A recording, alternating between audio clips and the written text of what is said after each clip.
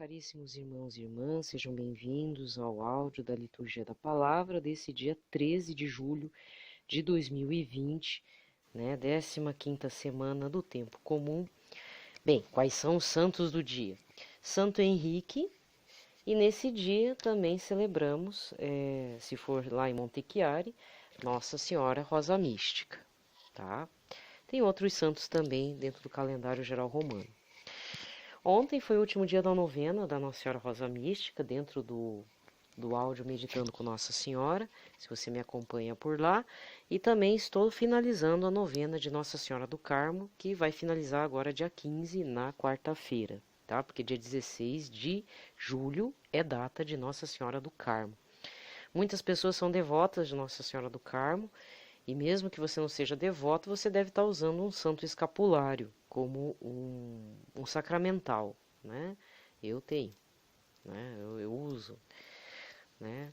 Então, mas procure saber mais detalhes de não, assim, do histórico do escapulário do Carmo, tá? Senão você usa só como sacramental, usa como superstição e é aquela coisa. Depois a gente é acusado de idolatrar Nossa Senhora e realmente algumas pessoas idolatram mesmo dentro do catolicismo, porque não fazem um estudo mais profundo. A fé exige um pouco de você buscar a biografia, né, desses autores. Por conta disso, o pitaco de hoje não é mal-humorado, é bem-humorado. Ai, graças a Deus, né? Eu também não aguentava mais essa vida. Ai, tá louco, né, gente? A gente reza e às vezes acontece umas coisas, tira a gente do prumo e depois tem que voltar pro prumo direito. Como diz uma falecida ex-patroa minha, né, uma chefe minha, tem gente que acorda com o ovo virado, aí vou lá, tem que virar o ovinho, né? Tem que colocar o ovinho direito, né? Entende? Então, às vezes, realmente, a gente acorda com o ovo virado e tem que virar o ovo direito, colocar ele naquele negocinho quando é ovo ponchê, né? Colocar naquele cálicezinho de ovo. É assim. Tem um perfil no Instagram que eu super recomendo. Até não sei se tem canal no YouTube, não conheço, desconheço. Mas é uma equipe de pessoas chamado Sociedade Newman Brasil. Eles são divulgadores do santo, agora santo, Cardeal Newman. Inclusive, já falei dele aqui em algum momento, justamente no dia que ele entrou para os altares dos santos, foi o mesmo dia, foi no mesmo domingo em que Santa Dulce dos Pobres também entrou. E foi uma gratificante, como eu direi, é muito gratificante conhecer esse santo, para mim, pelo menos para mim. Então eu também faço a divulgação porque também é um santo muito pouco conhecido no Brasil e quando vai se conhecer tem alguns paralelos, né, para ver como é um santo agregador, né? Por que que é agregador? Eu ainda não sei qual que é a data dele, assim como também de Santa Dulce dos Pobres, que não deve ser a mesma data de beatificação, né? Quando ela era beata. Mas eu vou aguardar, né? Tô sempre de olho nesse perfil do Instagram, justamente para saber quando é que se vai comemorar, né, o dia desse santo. Não deve entrar no calendário geral romano, né? Mas já vamos celebrar, né? É a data que ele entrou como santo. Ele é um santo agregador até por conta dos escritos dele, né? Que fala sobre amizade, entre outras coisas. Mas ele tem uma coisa bem interessante, que eu não vou falar assim muito, me aprofundar muito na biografia dele, porque eu vou deixar para você procurar esse perfil lá no Instagram, Sociedade Newman Brasil, e fazer o favor de seguir eles, viu? Porque é bem bacana, muito atualizado. Você encontra frases desse santo e a história de vida dele é hiper interessante. Eles fizeram uma postagem agora mesmo. Eu tô gravando domingo de noite, então já vou disparar agora pela manhã de segunda. Mas nesse domingo eles colocaram uma postagem nova da relação dele com Santa Edith Stein, já com o nome católico Santa Benedita da Cruz, né? Porque essa Edith Stein, eu vou refrescar sua memória, tá? Eu sempre falo dela, eu comemoro o dia dela, eu só não sei se vou fazer a novena dela, mas dependendo farei, se der a calhar. Se não, eu vou lembrar como faço com São Marcelino Champagnat. Fica só durante a semana falando dela, só pra encher os ouvidos de vocês, assim, para ficar interessado nela. Santa Edith Stein nasceu de uma família judia, ela era judia. Ela poderíamos dizer, fora do contexto, tá? Tanto histórico e tudo, que ela foi uma mulher empoderada em sua época. Por que é fora do contexto? Anacrônico, né? Eu não posso usar esse conceito de empoderamento ou empoderada para ela, que é da década de 30, por ali. Década de 30, década de 40. Por quê? Porque não entra, né? Mas para você, assim, há conceitos que não entram dentro do registro histórico do passado, enquanto memória, enquanto estudo de fontes históricas, enquanto desenvolvimento de um trabalho histórico. Mas para você entender, ela foi uma mulher poderosa. Vamos falar bem a verdade. A mulher era poderosa mesmo. Só não sei se tinha uma sexualidade aberta. Acho que não. Ela tinha um vasto conhecimento da área da filosofia. Ela já, no auge do seu sucesso, chegou a ser doutora, obteve um doutorado lá na faculdade, na região onde ela morava, em Breslau, e foi discípula de um outro grande filósofo, e foi historiador, nada a ver, um grande filósofo, Husserl. Eu não sei pronunciar, H-U-R... H-U-R-S... eu até me perdi. Husserl. Não sei pronunciar, tá? Mas se puxar a biografia dela, você vai descobrir. Também era um grande filósofo da época. Contudo, ela vivia inquietações íntimas, como toda pessoa que é ligada em conhecimento. Chega uma fase da vida, a gente entra em umas inquietações. E essas inquietações, junto com o conhecimento, às vezes dão uns surtos, né? Pode vir com Nietzsche, por exemplo. Então, nesse momento, eu já estava dando um piti nela. Ela vai na casa de amigos, um casal de amigos, que também acho que era ligado à filosofia, mas não sei se era protestante ou católico, alguma coisa assim. Eram cristãos. E numa noite de insônia, ela é tomada de desejo de ler um livro lá da biblioteca deles. E quando pega, o primeiro livro que ela pega é de Santa Teresa d'Ávila. Acho que o livro da vida, se não me engano. E ela abre a esmo, ou ela lê tudo aquele livro, e uma frase a tocou, que falava sobre a verdade, mas quem que é a verdade? Jesus. E aquilo mexeu com ela. Tanto mexeu, eu estou resumindo, tá, a vida dela. Tanto mexeu que ela se converteu ao cristianismo para desgosto da mãe, que era viúva. Vou acelerar a vida da Santa Edith Stein.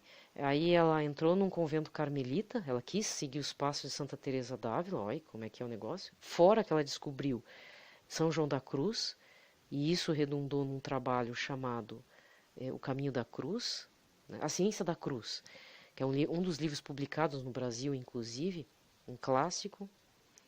E, enfim, ela até se refugia em outro convento, mas o exército nazista, não sei como, a descobre e coloca ela para Auschwitz. Resultado, ela morre.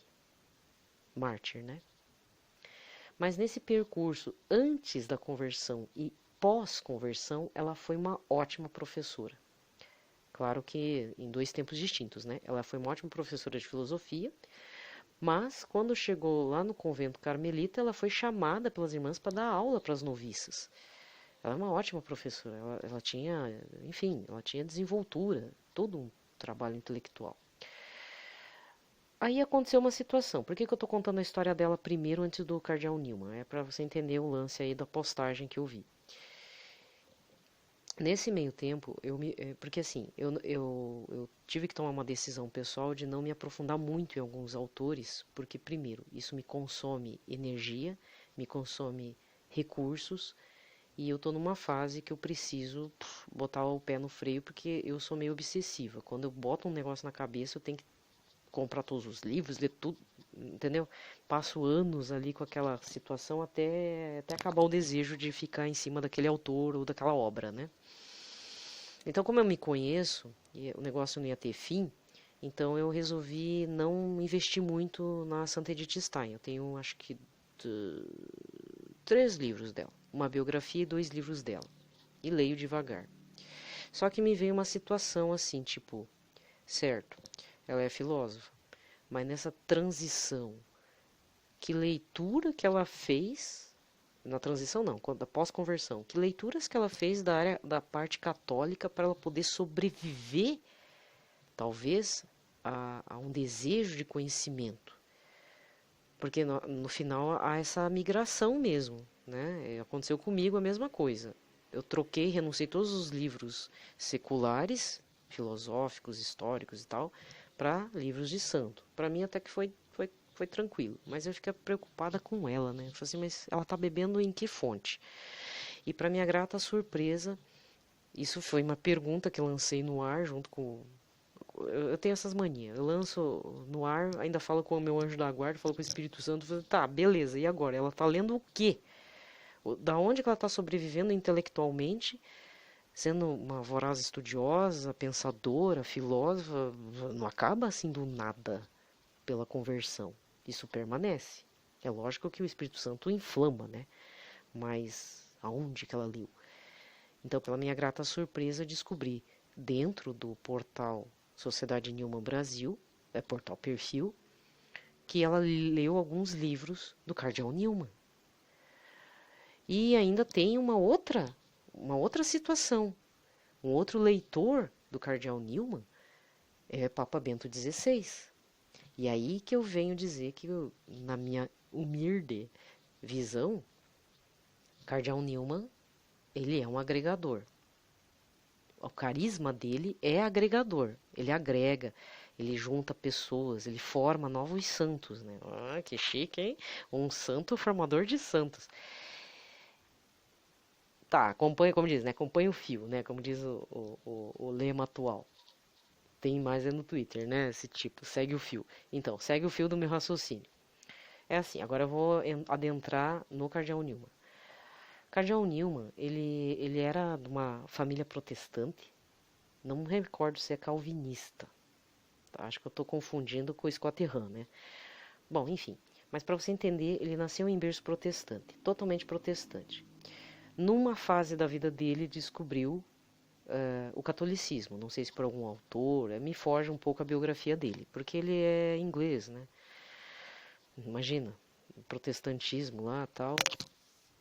Era católico, mas depois, devido a um rei maluco que queria ter um segundo casamento, ser uma segunda união, virou território protestante. São Simão Stock que o diga. Bom, enfim, aí o que acontece? Ele entra para a Igreja Católica, mas isso para ele não bastava. Ele se tornou padre, foi perseguido, foi humilhado, mesmo sendo ele chegou a cardeal, hein?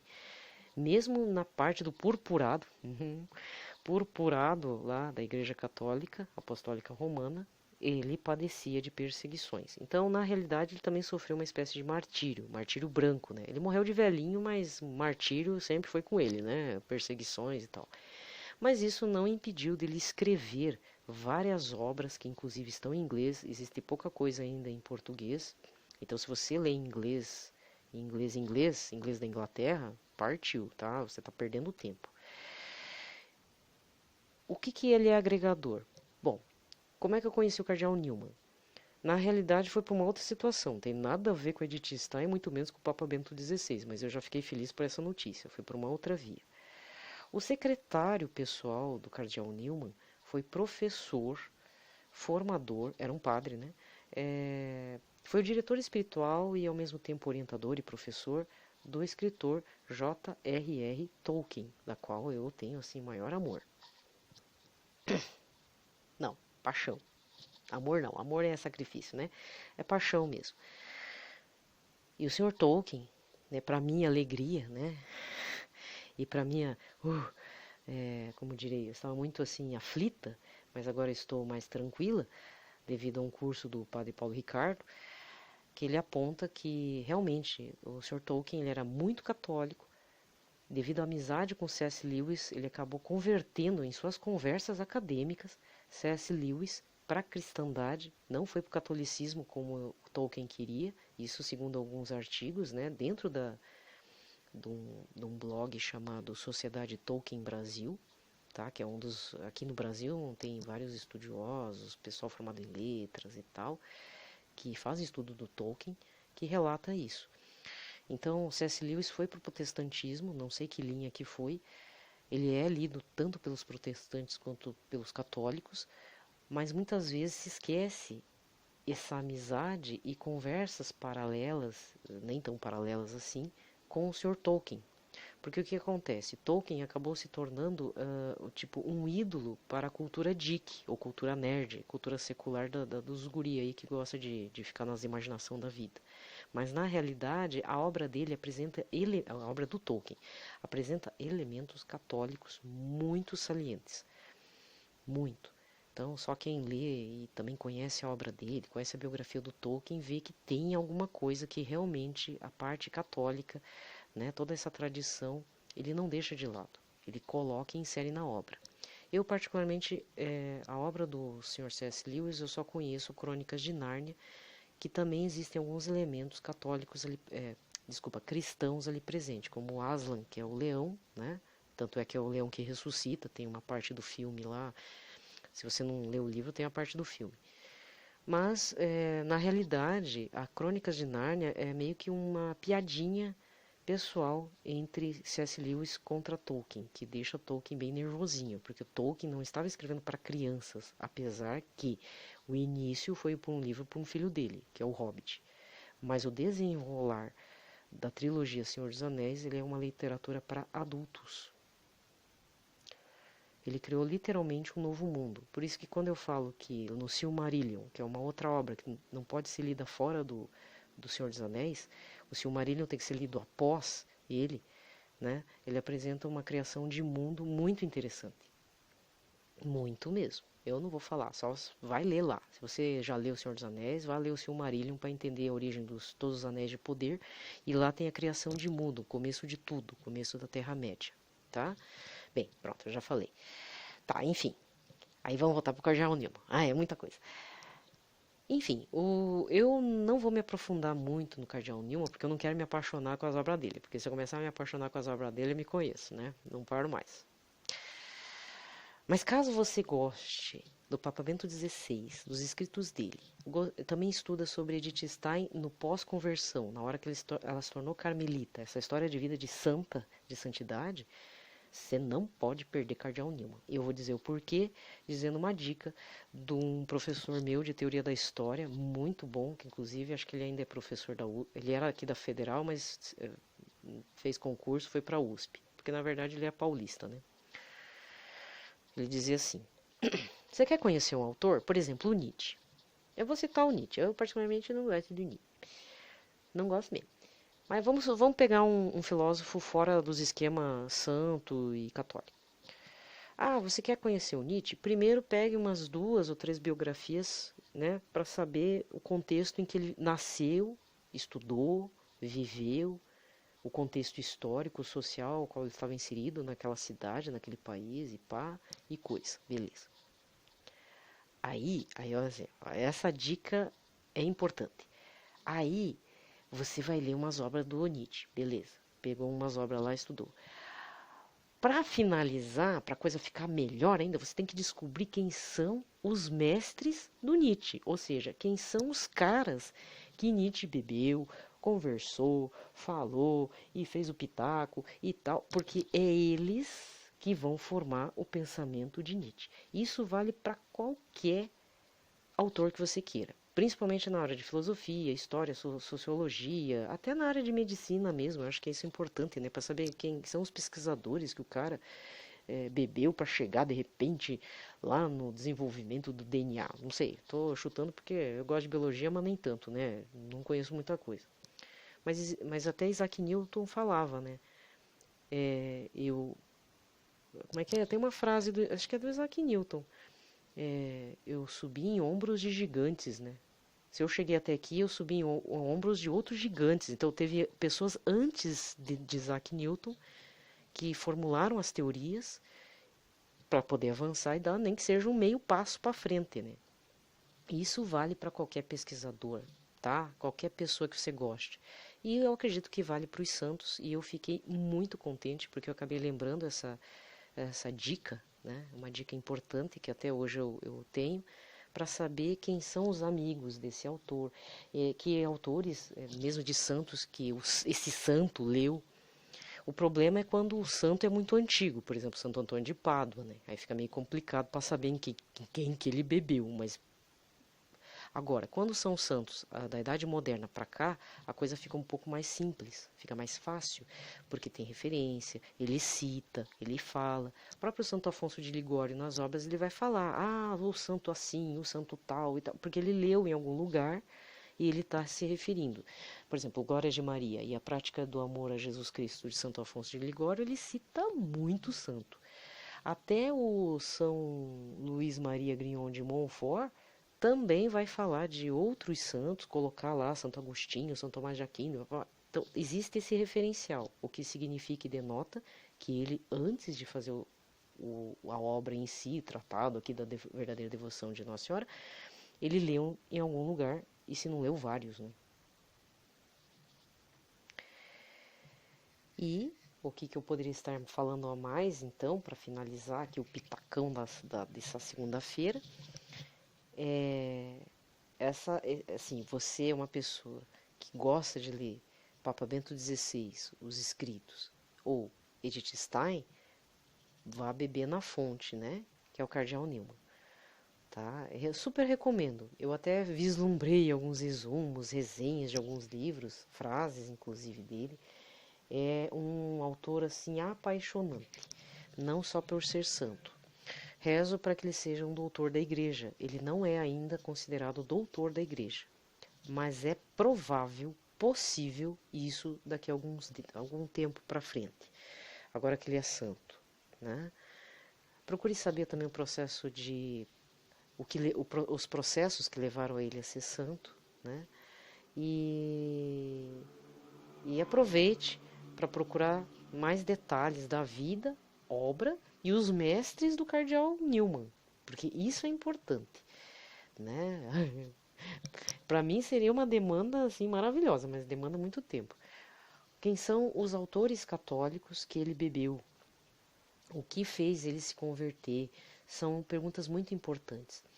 No caso de Edith Stein, ela se encontrou talvez nos escritos do cardeal Newman devido à forma de conversão que ele também passou, porque ele foi um pária dentro da Igreja Católica, sofreu muito, ambos, né? No caso de Edith Stein, até não sofreu na Igreja Católica, ela sofreu mágoas no âmbito familiar. A mãe disse que estava com o coração partido quando descobriu que a filha foi para o cristianismo. Para você ver, né, como é que a coisa foi. Mas, enfim, são esses autores que eu citei, caso você tenha interesse, né? Mas o foco aqui é São John Newman, São Cardeal John Newman, tá? Procure maiores detalhes e procure também esse canal no Instagram, vale muito a pena. Viu? Hoje eu já melhorei o humor, né? As pequenas coisas já... É porque na realidade eu fiquei feliz por causa de uma pergunta que eu fiz há muito tempo atrás. Não, não é muito, né? Mas fiz há algum tempo atrás a respeito de Santa Edith. Porque eu pensei assim, tá, e como é que Santa Edith sobreviveu no pós-conversão, após a conversão, no âmbito filosófico, de leitura, de conhecimento, de pesquisa, de meditação e tal, né? Porque não ficou só na Bíblia. Ela teria que ler autores católicos. E aí veio uma das respostas, né? Eu fiquei muito contente.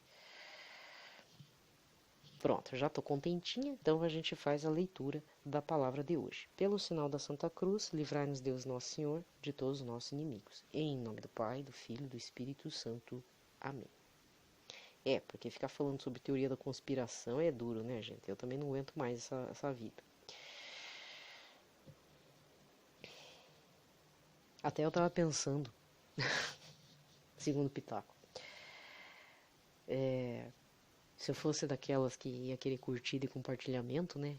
Eu acho que eu ia montar, porque todo mundo monta um canal de história meio igual, né? Não sei, acho que os professores de história é tudo igual, assim.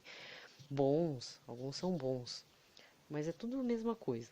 Aí de repente eu tava aqui meditando, enquanto eu pensava nessa interligação, né? Papa Bento XVI, Santa Edith Stein, Cardeal Newman e tal. Aí eu lembrei de um. Não sei por que eu fui contar um negócio aqui com um familiar sobre o Capitão Cook. Não tinha nada a ver. Eu não sei por que eu lembrei. Era numa aula de antropologia. E tem lá a história do Capitão Cook, assim. Eu não sei exatamente qual que é a época, mas era a época das grandes navegações. Acho que ele era inglês, né? É Cook com C-O-O-K. Cook de cozinha, né? Cozinhar. E o Capitão Cook era um desbravador e tal. Viajava, mas ele teve uma morte meio trágica, né? Diz que ele foi para uma região da Polinésia lá, que tinha os aborígenes, né? Tribos lá, indígenas, né? Podemos dizer indígenas, mas são tribos locais. E quando viram aquele pessoal todo vestido e vindo naquele navio no mar e tal, diz que acharam que ele era um deus, né? Que era Deus. E aí ele ficou um tempo nessa ilha, e comeu, bebeu, dançou, todo mundo festejou, porque o povo local, com aquela cabeça de pouco conhecimento, né, acharam que realmente os deuses tinham vindo visitá-los. Aí tudo bem, aí o Capitão Cook pegou as coisas, pegou as traias lá, tal, partiu, né? Vou pro mar. E aí, ó, oh, tchau, tchau, e todo mundo festejou lá, viu que o pessoal ficou feliz e tudo, beleza.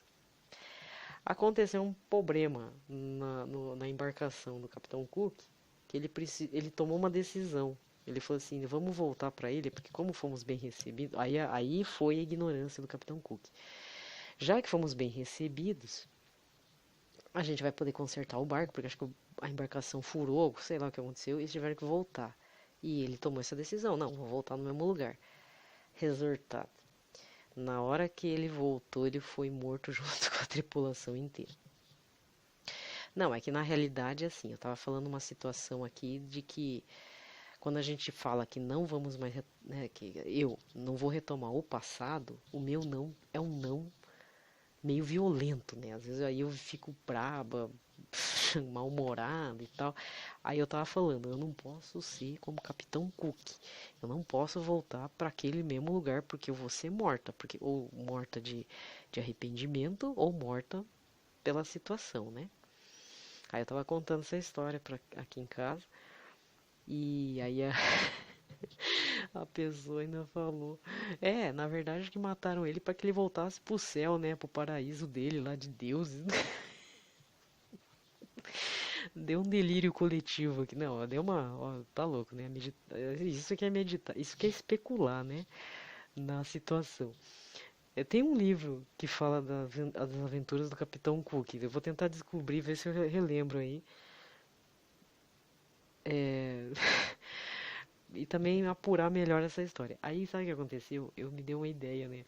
Ai, se eu fosse muito ligado a esse negócio de dinheiro via internet, né? Montar um canal. Acho que eu ia montar um canal no estilo assim. Brasil Urgente da Atena Histórico. Sabe como? Só falar violência, morte, facada, bomba, paulada e milhões de mortos, né? Na história. Ah, ia fazer sucesso. Ia mesmo, né? Pelo tanto que o povo morreu aí, que o povo pisou no pescoço de todo mundo, né? Então, não, umas loucuras que me apareceu. Então, se você que tá me ouvindo é historiador e tá querendo fazer uma coisa diferente, faz um negócio meio assim, meio na louca, assim, sanguinolento, porque, olha, registro de morte, assassinato, sacrifício humano. Cara, tem de tudo, né? Desde o cristianismo até a Revolução Francesa é uma sanguinolência sem fim, né? Inclusive, se for ver só só a Segunda Guerra Mundial na parte europeia, da parte nazista, acho que o cara ia ficar só nos armamentos, dos dois lados, inclusive, né? Mas principalmente na parte alemã nazista, porque eram os melhores armamentos, mas existem, lógico, né? Questões aí, por exemplo, o melhor tanque de guerra era o russo, não era o alemão. O melhor caça era até alemão, mas era pesado, então o mais ágil era o inglês, que é o Spitfire. Então, se a pessoa ficar nisso, vai ficar a vida inteira falando sobre só Segunda Guerra, só armamentos. Não, porque se for para falar nesse estilo cidade alerta urgente, balanço geral e tal, cara, a história infelizmente apresenta esses registros, né? O uso de armas de fogo, que foi, acho que na Guerra das Duas Rosas, foi na Inglaterra.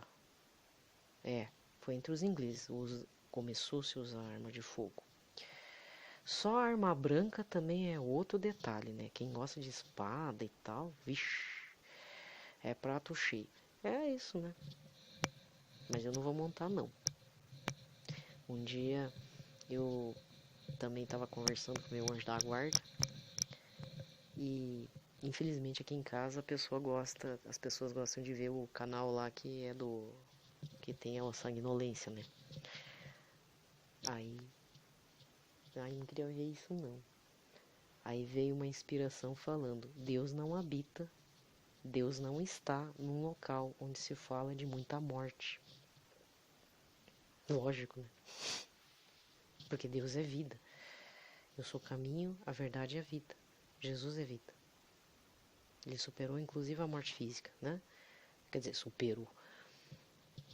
Ressuscitou, superou aí. Na verdade o que eu falei, esse segundo pitaco é meio que uma piadinha, né? Sem graça. Né? Mas se a pessoa quiser fazer, vixe Maria, né? Vixe. Olha, daria um upground, um up no canal de história que você não tem noção. Só fazer sobre armamentos, a parte bélica, a parte de equipamentos, a parte de veículos da Segunda Guerra Mundial é uma loucura total. Você não consegue armas de fogo, né? Melhor pistola, tanto é que eram roubadas. Alguns armamentos alemães eram roubados depois que os soldados morriam, porque a melhor pistola era uma... Como é que era? Era uma pistola que até uma época fazia de brinquedo. Ele tinha, parece era uma pistola lá específica. E fora armamento de metralhadora inserida nos caças, né? Coisa de alemão. Blá, blá, blá, blá. Ai, gente, tem que comemorar, né? Tô de bom humor. Fiquei tão feliz. Já até esqueci meus problemas anterior, né?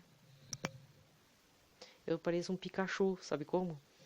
Tão fofinho, amarelinho, coisinha linda. Vai pegar nele e solta um raio. Brrr. Monstrinho. Eu sou bem assim, tá? Então não ligue.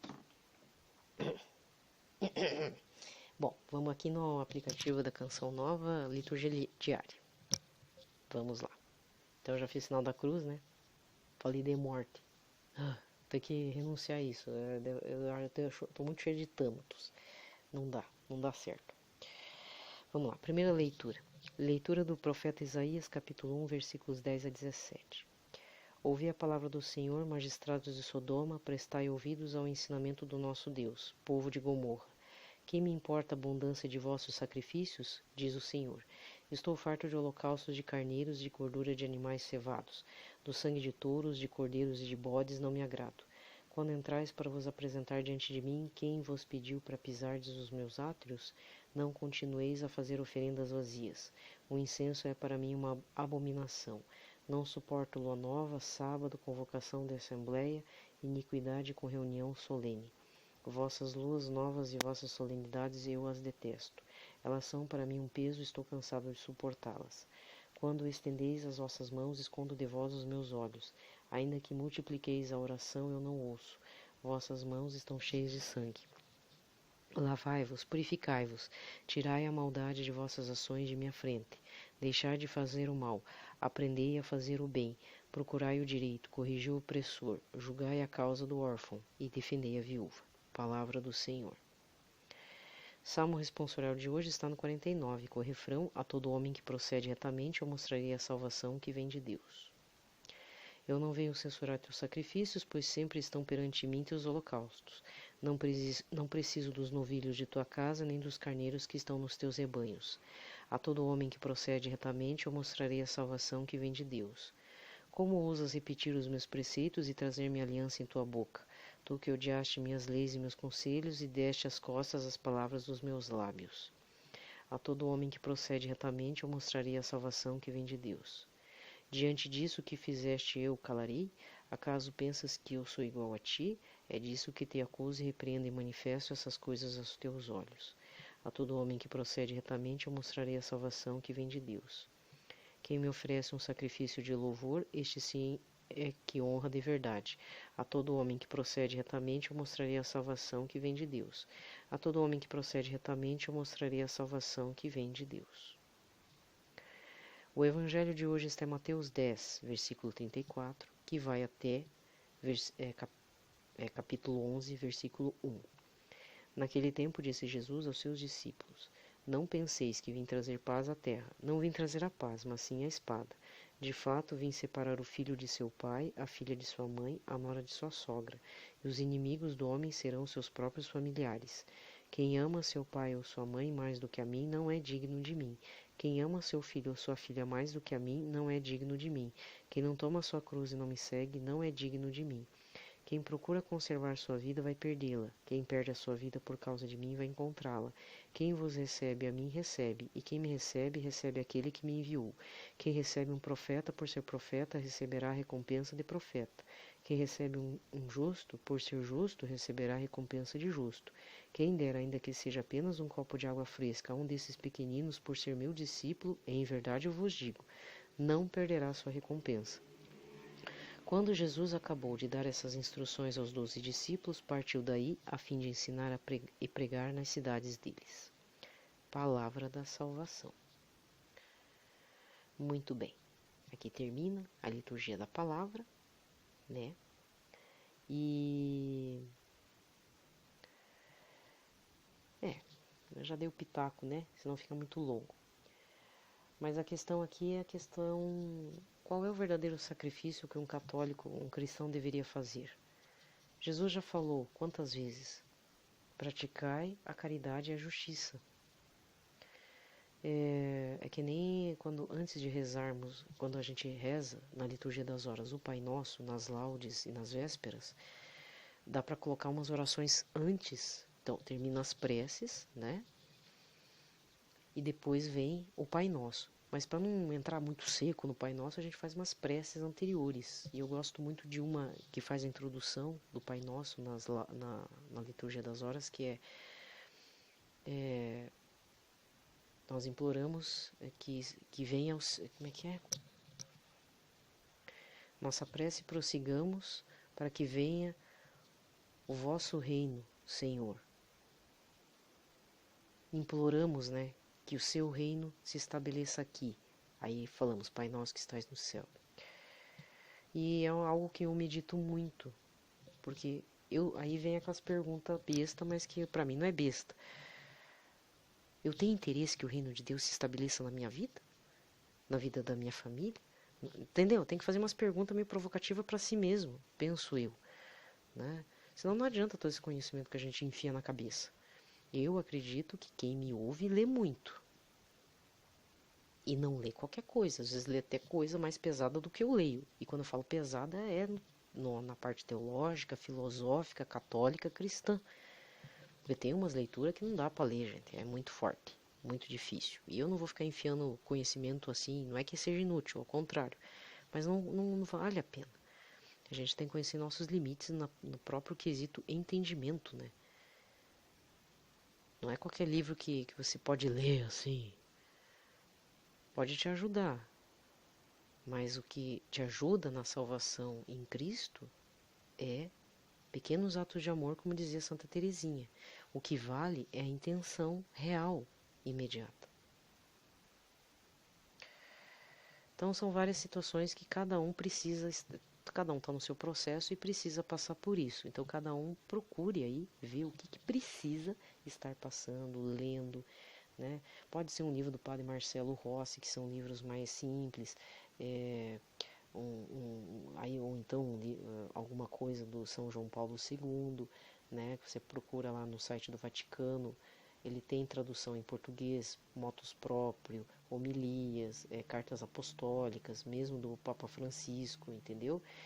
Então, nada é perdido, mas procure leituras, até artigos do aleteia.pt, AC Prensa, AC Digital, o Vatican News, que tem artigos, santo do dia.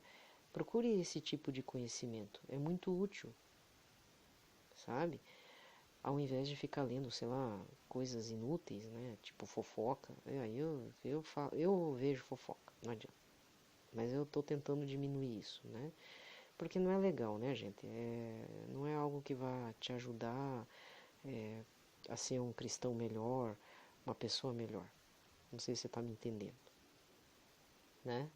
Então é preciso refinar um pouco, mergulhar em águas profundas também nesse quesito. Ou perguntar para o Espírito Santo, né? Fazer o que eu posso estar lendo para eu não ficar me dispersando por aí, entendeu? Gente, então desejo a todos uma ótima segunda-feira, uma ótima 15ª semana do tempo comum. Esse período do tempo comum, ele é propício para a catequese que Jesus está fazendo, né? E é sempre bom retomarmos, mas sempre fazermos a leitura diferente do que foi o ano passado ou quando foi essa chave de leitura. Esse ano, né? Nós estamos no ano A. Então, o ano A foi há 3 anos atrás. Então temos que fazer uma leitura diferente do que foi 3 anos atrás, certo? Entende? Então, desejo a todos, né, que vocês também tenham esse anseio. É muito importante e é muito gratificante, sabe? Ainda mais quando você, de repente, encontra um santo teórico que você gosta bastante e você sempre procura saber mais detalhes da vida daquele santo na medida do teu ritmo, né? Todo mundo tem um ritmo, certo? Ou seja, procure saber qual que é o santo que quer te adotar para te tornar santo. Sabia? Dentro da Sociedade Newman Brasil, eles têm uma teoria, né? Eles dizem, eu vi nos comentários, que na realidade, quando a gente se aprofunda num santo, nas leituras ou numa devoção, principalmente em leituras, não é porque foi o meu desejo humano, que me levou até o santo. Ao contrário, às vezes, por motivos extraordinários da graça de Deus, aquele santo está te chamando, porque aquele santo meio que está se tornando uma espécie de diretor espiritual no caminho da tua santidade. Então, se você tem algum problema de encontrar um diretor espiritual, ainda mais em ritmo de pandemia, se você lê, por exemplo, Edith Stein, obras do Santo Antônio, né, que existe na Europa, você pode importar, agora tem lá o livro de quase R$300, né, Homilias de Santo Antônio, né, vai saber, São Tomás de Aquino, Santo Agostinho, esses são os mais conhecidos na parte filosófica. Mas vamos ver os outros doutores, né, o São Beda, que mais? Ai, tantos santos, né, que escrevem. Até os santos, assim, que a gente ainda não são santos, né, estão caminhando na Terra, né, ou São João Paulo II, etc. Principalmente esses santos que já estão na glória de Deus. Eles estão te chamando para fazer a tua formação na santidade. Entende? Ah, mas eu gosto muito da biografia de, por exemplo, Irmã Dulce, Santa Teresa de Calcutá, que a princípio não escreveram, né? Mas, como dizia São Francisco de Assis, a própria vida é um livro. É o que dá o testemunho. É o que choca as pessoas.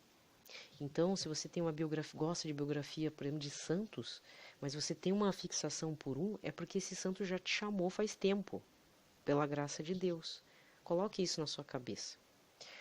E, em parte, o exemplo desse santo, mesmo não tendo escrito nada, o exemplo dele, o carisma que esse santo ou santa desenvolveu, é que te chamam para te formar e te levar para o caminho da santidade. Penso assim. Medite aí, pergunta aí para o teu anjo da guarda e pelo Espírito Santo.